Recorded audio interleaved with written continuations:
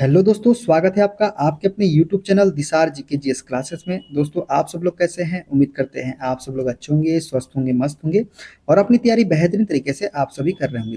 दोस्तों हम जैसे कि आपको पता है, हम आपको आरआरबी ग्रुप डी 2025 के लिए यूथ बुक का सॉल्यूशन करवा रहे हैं, जिसमें दोस्तों आज हम आपको करवाने वाले हैं दाब, घनत्व और अनुगति सिद्धांत से जितने भी question railway group D exam में पूछे गए हैं वे सारे क्वेश्चन।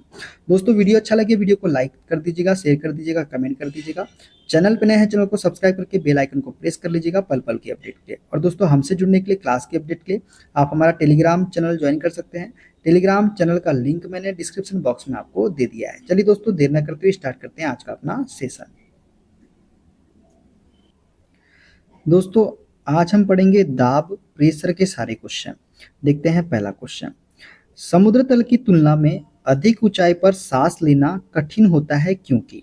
दोस्तों समुद्र तल की तुलना में अधिक ऊंचाई पर सांस लेना कठिन होता है क्योंकि अधिक ऊंचाई पर वातावरण कम सघन होता है। क्या होता है? अधिक ऊंचाई पर वातावरण जो होता है ये क्या होता है? कम सघन होता है। इसी वजह से समुद्र तल की तुलना में अधिक ऊंचाई पर सांस लेना कठिन होता है। तो ऑप्शन ए इसका करेक्ट आंसर हो जाएगा।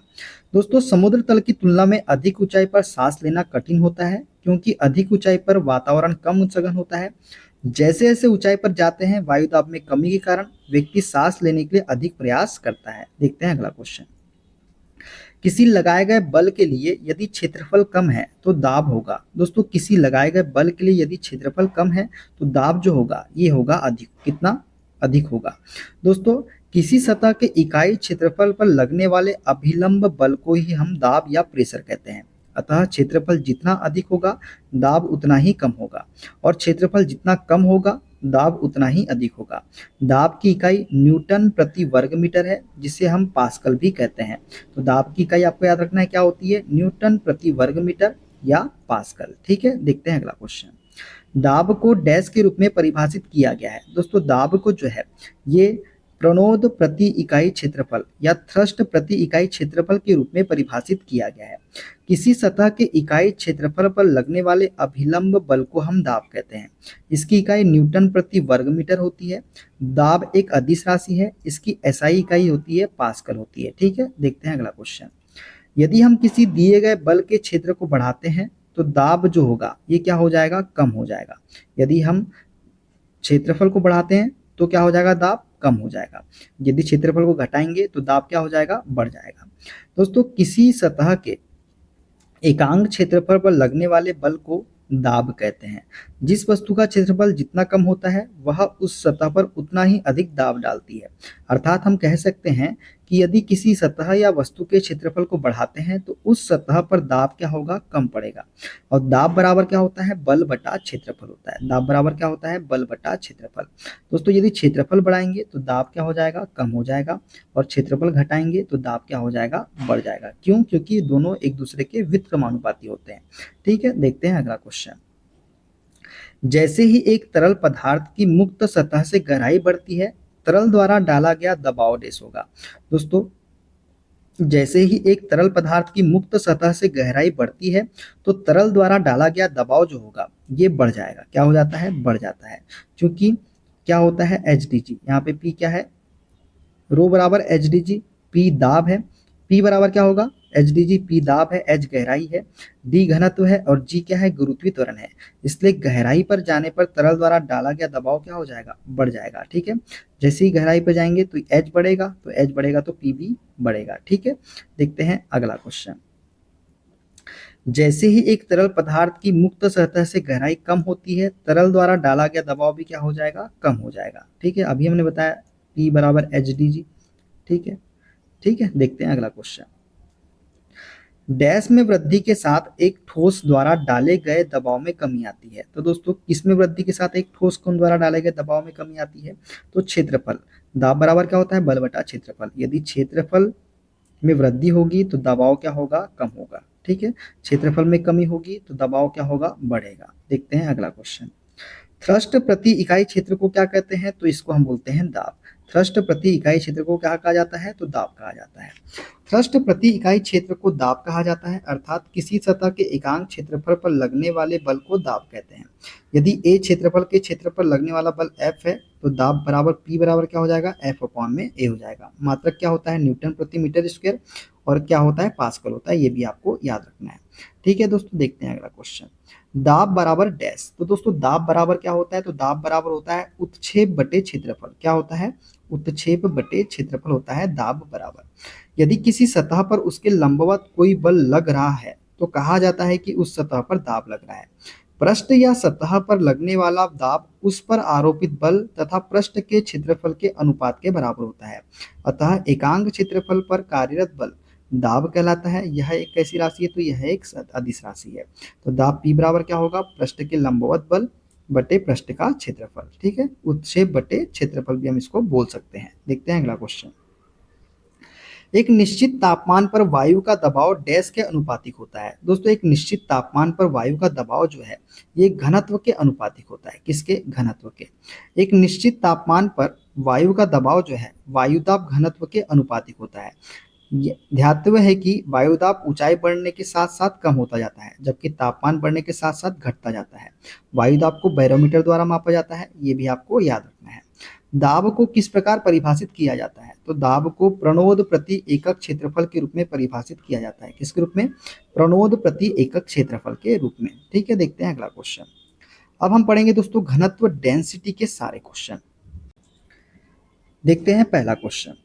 एक पदार्थ के घनत्व को डैश के रूप में परिभाषित किया जाता है। दोस्तों एक पदार्थ के घनत्व को जो है ये द्रव्यमान प्रति इकाई आयतन के रूप में, किसके रूप में, द्रव्यमान प्रति इकाई आयतन के रूप में परिभाषित किया जाता है एक पदार्थ के घनत्व को। दोस्तों किसी वस्तु का घनत्व उसके द्रव्यमान तथा आयतन का अनुपात होता है। मतलब घनत्व क्या बराबर क्या होता है, द्रव्यमान बटे आयतन होता है। ठीक है, अर्थात किसी वस्तु के एकांक आयतन के द्रव्यमान को उस वस्तु का घनत्व हम कहते हैं। इसका मात्रक क्या होता है, तो इसका मात्रक किलोग्राम प्रति घन मीटर क्या होता है, किलोग्राम प्रति घन मीटर होता है इसका मात्रक। देखते हैं अगला क्वेश्चन। चांदी का अपेक्षित घनत्व 10.8 है। पानी का घनत्व 10⁻³ किलोग्राम प्रति मीटर क्यूब है। एसआई मात्रक में चांदी का घनत्व क्या होगा। दोस्तों एसआई मात्रक में चांदी का घनत्व क्या होगा, तो ये होगा 10.8 इंटू 10⁻³ किलोग्राम मीटर प्रति क्यूब। क्या होगा, किलोग्राम प्रति मीटर क्यूब। तो ये इसका राइट आंसर हो जाएगा। अभी कैसे होगा, दोस्तों किसी पदार्थ का घनत्व तथा जल के घनत्व का अनुपात आपेक्षिक घनत्व कहलाता है। शुद्ध जल का 4 डिग्री सेंटीग्रेड पर आपेक्षिक घनत्व कितना होता है, तो 1 होता है। ये आपको याद रखना है। जैसे चांदी का आपेक्षिक घनत्व 10.8 है और पानी का घनत्व 10⁻³ किलोग्राम प्रति मीटर क्यूब है, तब एसआई मात्रक में चांदी का घनत्व क्या हो जाएगा, 10.8 इंटू 10⁻³ किलोग्राम प्रति मीटर क्यूब होगा। ठीक है, देखते हैं अगला क्वेश्चन। घनत्व निम्नलिखित में से किसका अनुपात है। दोस्तों घनत्व बराबर क्या होता है, द्रव्यमान बटे आयतन। क्या होता है, द्रव्यमान बटे आयतन जो है यही घनत्व के घनत्व बराबर होता है।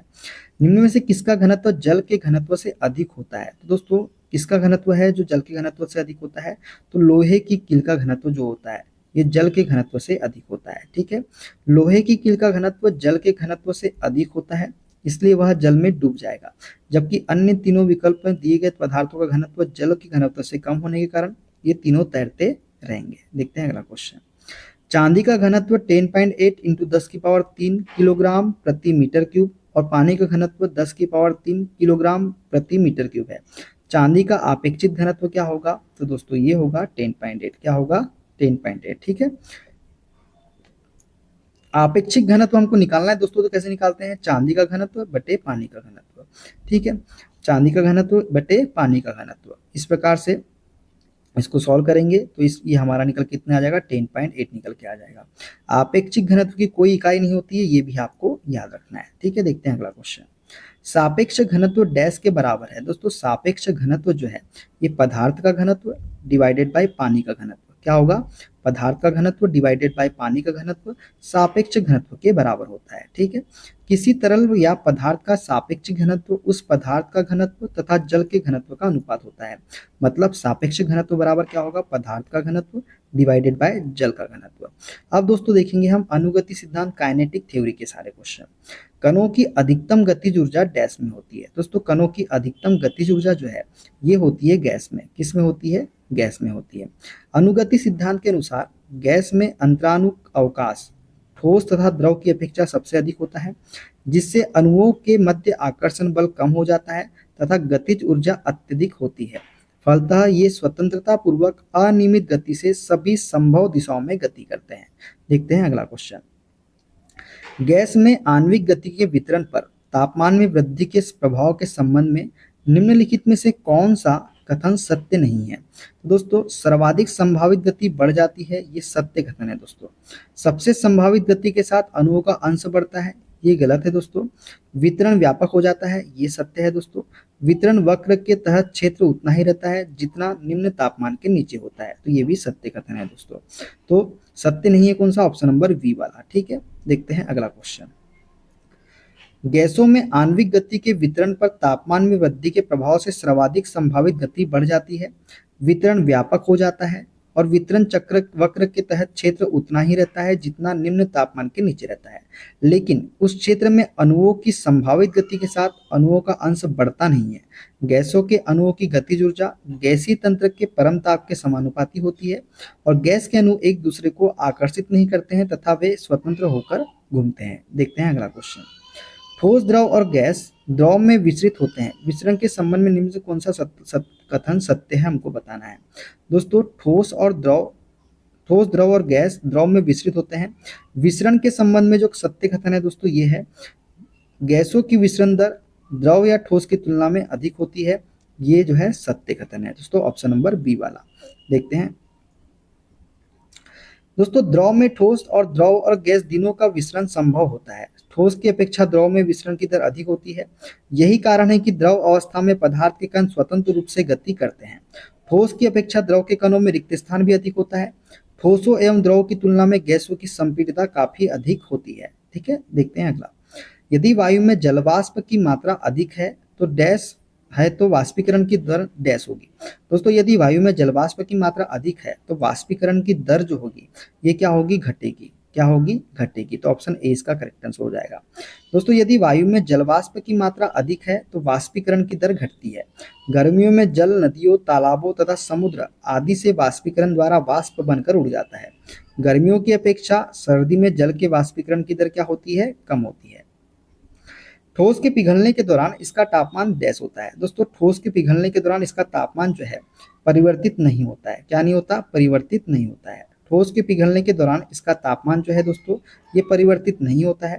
ठोस पदार्थ की एक अवस्था है जिसकी पहचान पदार्थ की संरचनात्मक दृढ़ता, विकृति जैसे आकार हो गया, आयतन हो गया और स्वरूप में परिवर्तन के प्रति प्रत्यक्ष अवरोध के गुण के आधार पर की जाती है। ठीक है, ठीक है, ये सभी आपको याद रखना है। तो दोस्तों, ये थे सारे क्वेश्चन। वीडियो कैसा लगा कमेंट बॉक्स में जरूर बताइएगा। अगला हमारा टॉपिक होगा दोस्तों उष्मा हीट। हीट के जितने भी question railway group D exam में पूछे गए हैं हम अगले वीडियो में कवर करेंगे। मिलते हैं दोस्तों अगले वीडियो में। अपना ख्याल रखिए। Okay, bye bye, take care.